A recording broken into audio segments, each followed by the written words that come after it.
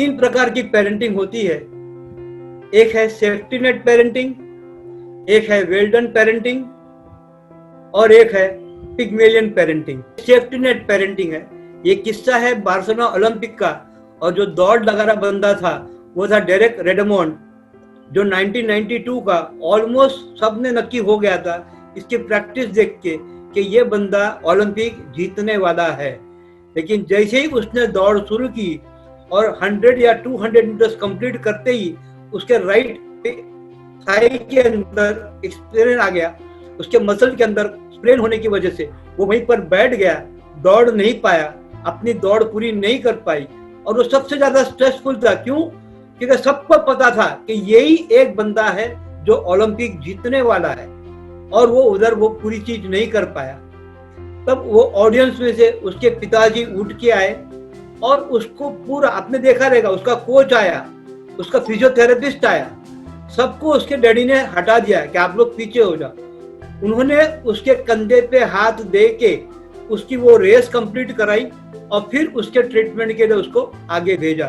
अगर आप गूगल करोगे तो आपको पता चलेगा कि 1992 के बाद में ये बंदे ने इतने मेडल्स जीते, अपनी जिंदगी में उसने कोई रेस नहीं हारी है, क्योंकि उसे पता था कि अगर कुछ हो जाएगा तो मेरे पीछे मेरे पिताजी खड़े हैं। क्या हम वैसे ही पेरेंटिंग हमारे बच्चों की करते हैं? क्या हम उसके सेफ्टी नेट बनते हैं? क्या हम उसको उस तरीके से आगे ले जाने में उसे मददरूप होते हैं?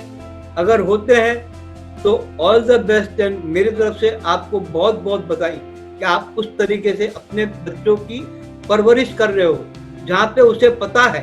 क्योंकि आज के दौर में बच्चा कितनी भी गलती करेगा, 1 या 10, वो पहली नजर अपने माँ बाप पे रखेगा कि मेरे माँ बाप क्या कहेंगे। अगर वो टाइम पे वो कितनी बार भी अगर फेल हो रहा है, वो आगे नहीं बढ़ पा रहा है, लेकिन उसे पता है कि मेरे साथ मेरे माँ बाप खड़े हैं, तो वो फिर से गिर के उठने की क्षमता रखता है।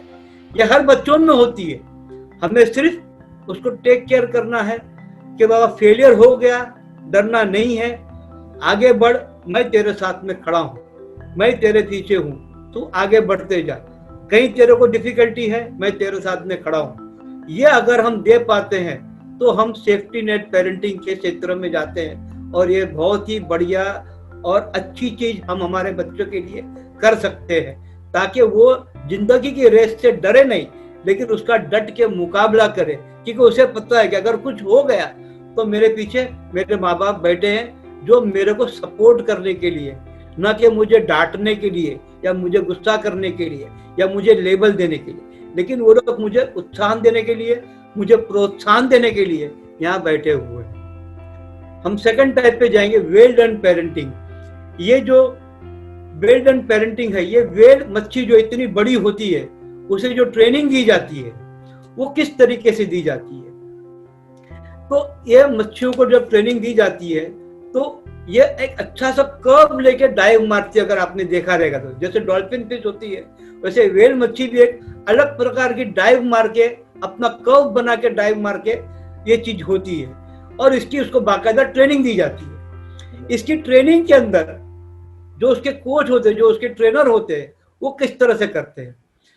ये जब बराबर कर्व लेके अगर डाइव मारती है तो इसको बाकायदा वाव बोला जाता है, ओ वाव, फिर उसे नाम दिया जाता है, ओ वाव सूजी। तो मच्छी समझती है, जो वेल फिश होती है वो समझती है कि हाँ कोई मुझे एडमायर कर रहा है, कोई मुझे वाव दे रहा है। फिर धीरे धीरे जब भी वो अच्छा करती है तो उसके वाव के साथ में, उसके नाम के साथ में उसको छोटी मच्छी दी जाती है खाने के लिए। तो उसे और अच्छा लगता है कि हाँ अगर मैं अच्छा करता हूँ, अच्छी डाइव मार रही हूँ, तो मुझे खाना भी दिया जा रहा है, मुझे मच्छी भी दी जा रही है। और जब वो कुछ चीज चूक जाती है तो उसके ट्रेनर जो होते हैं वो उसको इग्नोर कर देते हैं, उसकी तरफ देखते ही नहीं है। और यहाँ पर वो समझ जाती है कि मेरी कुछ तो भी गलती हुई है, उसके लिए ना मुझे देखा जा रहा है, वाव नाम और मच्छी तो मिली ही नहीं, खाना तो मिला ही नहीं, मुझे वाव भी नहीं मिल रहा है। तो फिर से वो कोशिश करती है और अपना वही जो कर्व टाइप होता है वो कर्व लेती है, और फिर से उसे वाव मिलता है, फिर से उसे खाना दिया जाता है। ये टाइप की पेरेंटिंग में हमें हमारे बच्चों के साथ में उस तरीके से साथ पेश आना है कि अगर वो कुछ करता है तो हम उसको एनकरेज करें। एनकरेज करने के साथ साथ में हम उसको छोटा सा गिफ्ट दें, कुछ भी जो उसको प्यार से लगती हो, उसे अच्छी लगती हो। एक नई पेन लेके दे दिए, एक अच्छी सी बुक लेके दे दिए, जो उसे पढ़ने से और उसका नॉलेज बढ़ेगा और उसका ज्ञान बढ़ेगा और वो आगे बढ़ेगा। और अगर वो कुछ गलती करता है तो हम उसे इग्नोर कर देना चाहिए, हमें उसको जैसे देखे ही नहीं है। समझो हमने उसको दिखा दिया है कि भैया तुझे रोज स्कूल से आने के बाद में अपनी जो बैग होती है वो अपनी जगह पे रखना है, अपने जूते अपने शू रैक में रखना है, सॉक्स को उसकी जगह पे रखना है। अगर वो कर रहा है हम उसको अप्रिशिएट कर रहे हैं, अगर बरोबर नहीं कर रहा है हमें उसे इग्नोर करना है, ताकि वो चीज को वो एहसास करे कि मैंने कुछ गलती किया हूँ। वो अपनी गलती सुधारेगा, फिर से हमारे साथ में वो अप्रिशिएशन लेगा और कुछ ना कुछ इनाम पाएगा। इनाम कुछ भी हो, उसके लिए अप्रिशिएशन और इनाम बहुत ही महत्वपूर्ण रखता है, ताकि वो अपनी जिंदगी में आगे बढ़ सके कि हाँ अगर मैं कुछ अच्छा करूंगा तो मुझे अप्रिशिएशन मिलेगा और मुझे कुछ न कुछ सीखने मिलेगा, मुझे कुछ इनाम के तौर पे कुछ न कुछ मिलेगा। और अगर मैं कुछ बराबर नहीं करूंगा तो लोग मुझे इग्नोर करेंगे, मेरे पेरेंट्स मुझे इग्नोर करेंगे, मतलब मैंने कोई गलती की है, और वहां से वो अपनी गलती सुधार के धीरे धीरे आगे बढ़ेगा। तीसरी जो टाइप की होती है पेरेंटिंग, वो है पिग्मेलियन। पिग्मेलियन पेरेंटिंग के अंदर हमें इन पॉइंट्सों का बहुत ही ध्यान रखना होता है। जैसे कि यहाँ हम देख रहे हैं कि हम उसे कभी भी फेलियर का फोरकास्ट ना करें। नेवर फोरकास्ट द फेलियर कि बाबा तू नहीं कर पाएगा, ऐसा है, तेरे पास वो दम नहीं है, तू इसमें आगे नहीं जा पाएगा। कभी भी हमें उसका फेलियर का फोरकास्ट नहीं करना चाहिए। हमें उसके साथ में सेफ्टी नेट पेरेंटिंग के साथ में तू कर सकता है, आगे बढ़। कभी उसने जिंदगी में मिस्टेक किया है तो उसकी पास्ट की मिस्टेक वो रिपीट करेगा, इसे उसे महसूस मत करवाओ, मुझे सेफ्टी नेट दो। नहीं, तू कर सकता है, तू आगे बढ़, तेरे साथ में हम लोग है, तू आगे बढ़। गलती कर करके ही लोग सीखते हैं, कोई सीख के नहीं आता है। Nobody comes with everything learned. We have to learn by our mistakes and our failures, and we have to come up.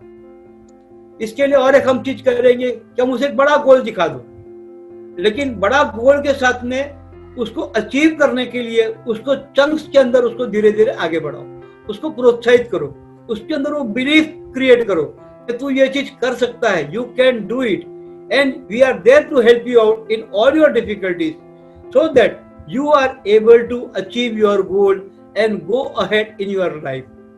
हम उसे बता दो तुझे इंजीनियर बनना है, इंजीनियर बनने से तेरे ये फायदे हैं, लेकिन खाली इंजीनियर बनना है वो बोलने से कुछ नहीं होगा। हमें उसे उसके चंक्स के अंदर कि तेरे को पढ़ाई करनी पड़ेगी, तुझे वो स्टडी हैबिट्स डालनी पड़ेगी, तुझे इतना परिश्रम करना पड़ेगा, तुझे ओवरऑल पास होना पड़ेगा। सिर्फ तू एकेडमिक्स में रहेगा तो नहीं चलेगा, तेरे स्पोर्ट्स में भी अच्छे होने चाहिए, तेरे क्रिएटिविटी भी अच्छी होनी चाहिए, तेरी इमोशन की जो चीज होती है तुझे कंट्रोल करना होगा, कहीं तू फेलियर होगा तो तुझे आगे बढ़ना होगा।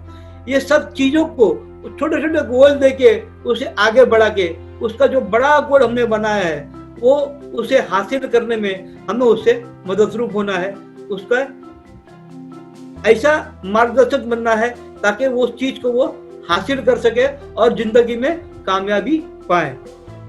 उसकी एग्जाम हमें तब तक नहीं लेनी है जब तक वो तैयार ना हो। हम एक एक चैप्टर देके उसको सिखाएंगे, एक एक चैप्टर के बाद में हम उसकी एग्जाम लेंगे, उसके बाद में हम उसको पूरे 4 चैप्टर या 5 चैप्टर जो उसकी यूनिट टेस्ट होती है या उसका सेमेस्टर होता है उसे उसकी तैयारी करवाएंगे, ताकि उसको भी लगेगा नहीं अब मैं तैयार हो चुका हूँ, मुझे डर नहीं। अगर हम नई एजुकेशन पॉलिसी जो आज हम देखे, जो अभी गवर्नमेंट लेके आई है, उसमें भी यही चीज लाया जा रहा है ताकि 3-3 साल में 4-4 साल में बच्चे का एक उसकी स्टडी हो और उसको आगे बढ़ाने में उससे प्रोत्साहित हो। उसे पास ही करना है, किसी को फेल नहीं करना है। सबके लर्निंग पैटर्न्स, सबके लर्निंग हैबिट्स अलग अलग होते हैं, धीरे धीरे सबको आज वो ध्यान में आ रहा है।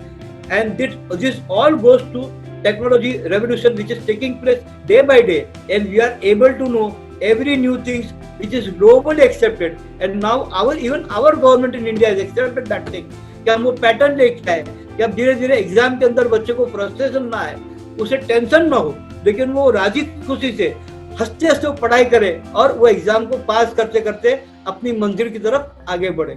इस चीज को गवर्नमेंट भी आज इस पर फोकस करके ध्यान देने के लिए आगे बढ़ रही है।